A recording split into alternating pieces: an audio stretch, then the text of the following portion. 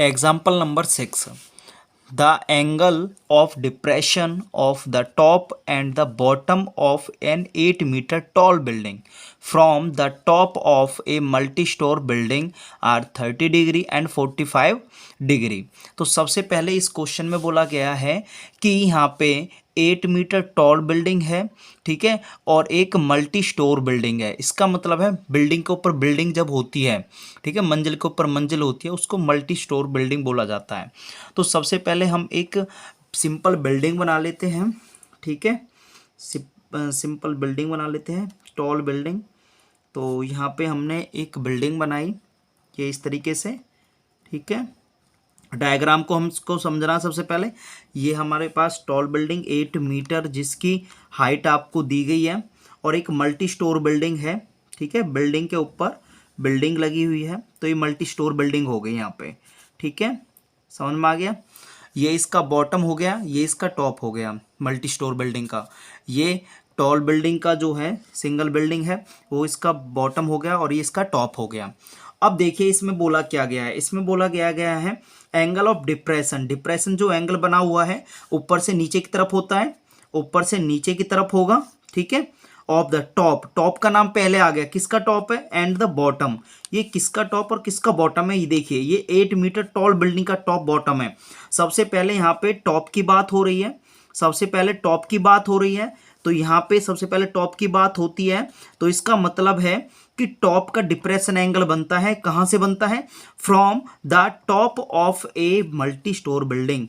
Multi store building के top से आपका डिप्रेशन एंगल बनता है। मल्टी स्टोर बिल्डिंग ये है, इसका टॉप ये है, यहाँ से आपका जो डिप्रेशन एंगल बनता है, डिप्रेशन एंगल बनता है वो बनता है, क्या बनता है यहाँ पे आपका, सबसे पहले नाम टॉप का है तो 30 डिग्री लिया जाएगा सबसे पहले, जिसका नाम पहले उसका नंबर पहले, ये ध्यान रखना।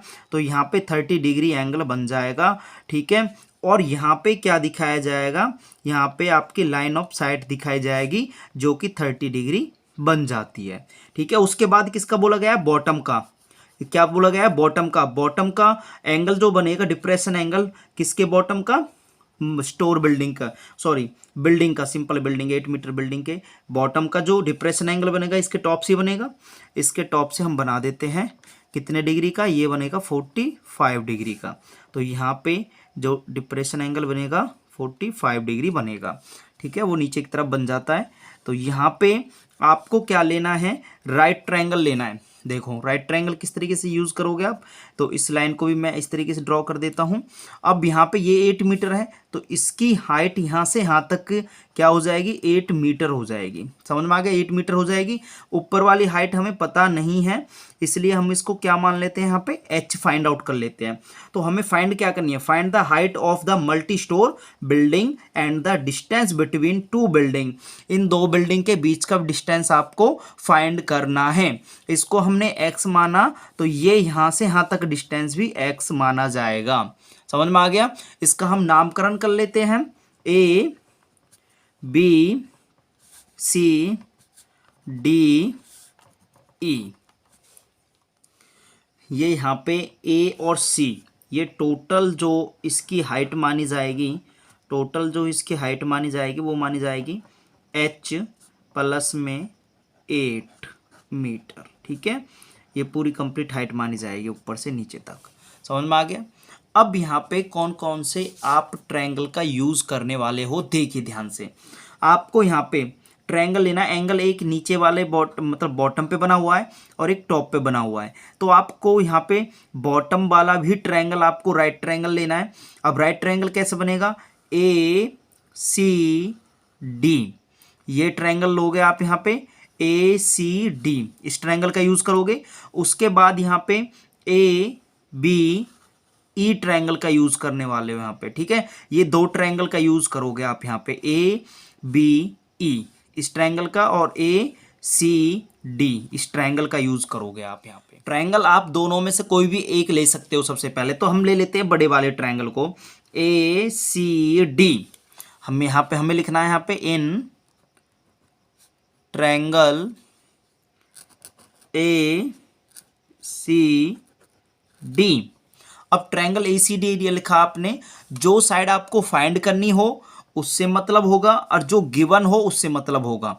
समझ में आ गया। अब देखिए यहाँ पे कुछ हमें फाइंड आउट करना, मतलब यहाँ पे दिया हुआ है तो यहाँ पे ये फाइंड भी करनी है, तो इस साइड से और इसके बॉटम से मतलब होगा। हाइपोटेनियस क्यों यूज नहीं कर रहे, एक तो फाइंड नहीं करनी है, हम यहाँ पे हाइपोटेनियस क्यों यूज नहीं कर रहे, हम यहाँ पे हाइपोटेनियस इसलिए यूज नहीं कर रहे यहाँ पे क्योंकि ये साइड जो है ये दोनों ट्रायंगल में अलग अलग है, इनका कोई यूज नहीं है। हमें ऐसी साइड का यूज करना होता है जो दोनों ट्रायंगल में कॉमन हो या यूजेबल हो, केवल उन साइड से मतलब होता है। अब जैसे हमने ये हाइट ली यहाँ पे, ये तो फाइंड भी करनी थी इसलिए हमने ये हाइट ली है, और बेस इसलिए लिया हुआ है क्योंकि यहाँ पे जितना ये डिस्टेंस होगा ऊपर भी सेम इतना ही डिस्टेंस होगा, इसलिए हम बेस का यूज करते हैं। तो सबसे पहले मैं लिख लेता हूँ ए सी upon D C, A C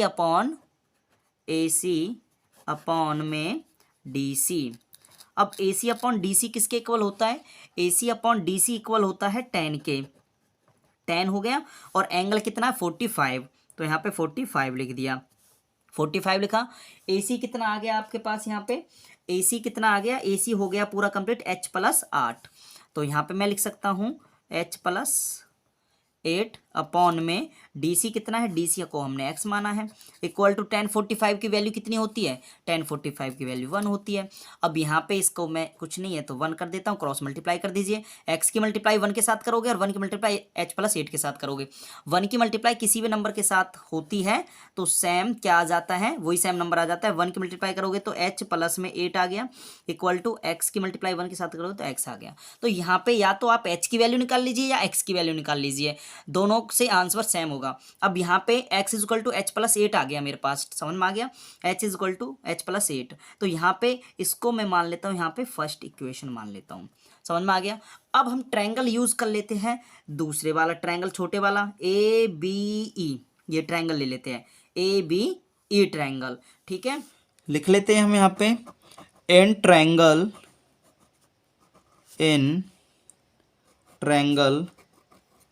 A B E, ठीक है।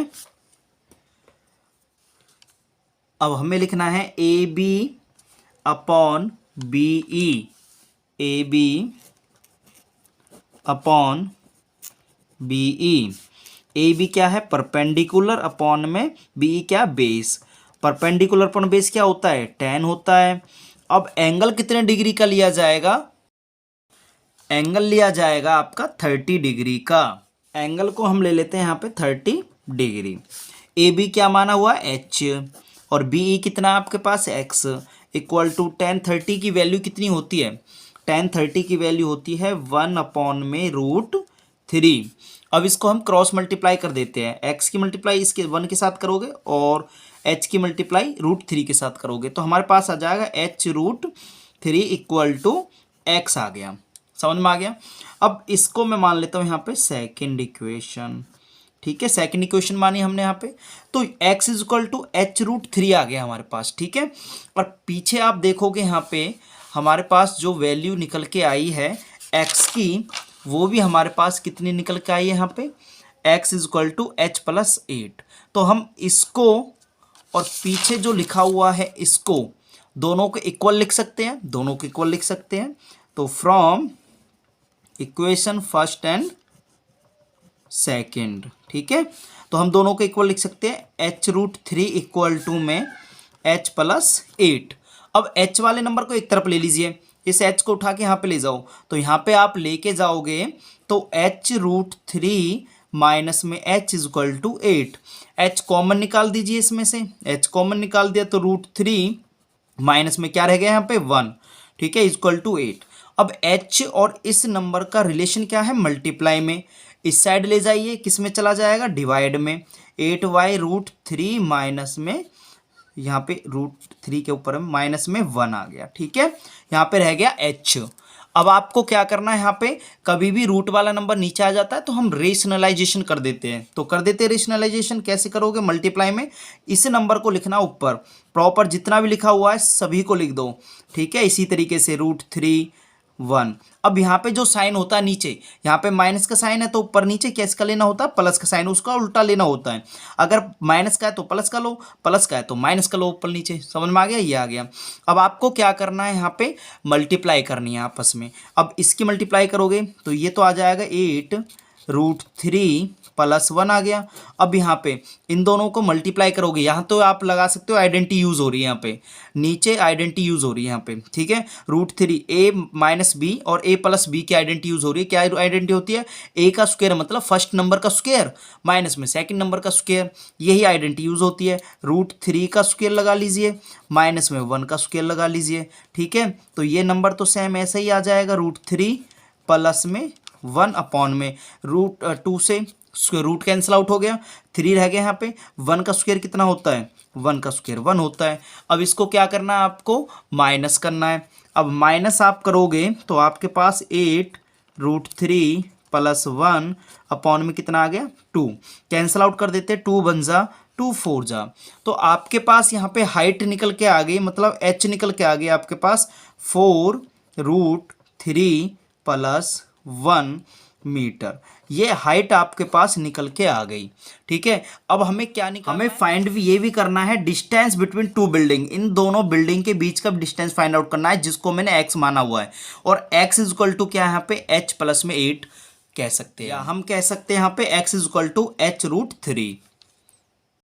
इसमें से आप कोई भी x की वैल्यू ले सकते हैं। हम यहाँ पे x की वैल्यू ले लेते हैं, x = में h + 8, और h की वैल्यू आपके पास आई है 4√3 + 1 + में 8, ठीक है। ये वैल्यू h की वैल्यू मैंने यहाँ पे लिखी हुई है।